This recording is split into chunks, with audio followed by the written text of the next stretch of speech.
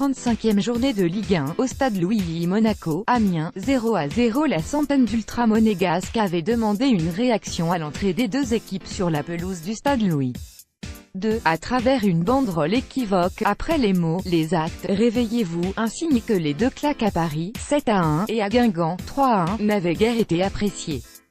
En réponse, lors des 45 premières minutes, les supporters n'ont eu droit qu'à une prestation insipide et inquiétante de joueurs apparus fragiles et sans idée.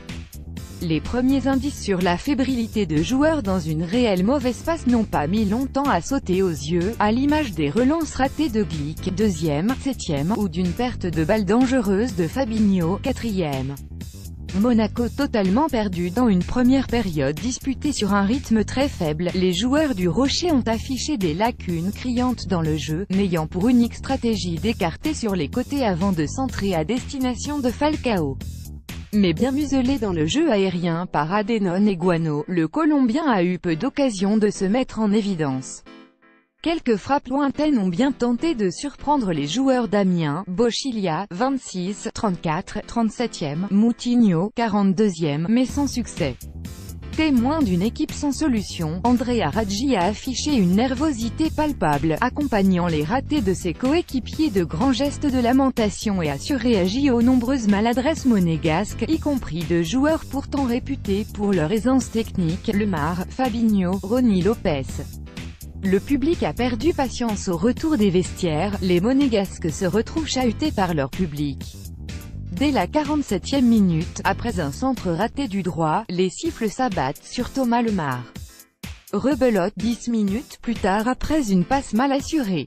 Le public se fait de plus en plus pressant avec ses joueurs et les passes en retrait pour Subasic ne sont guère du goût des spectateurs.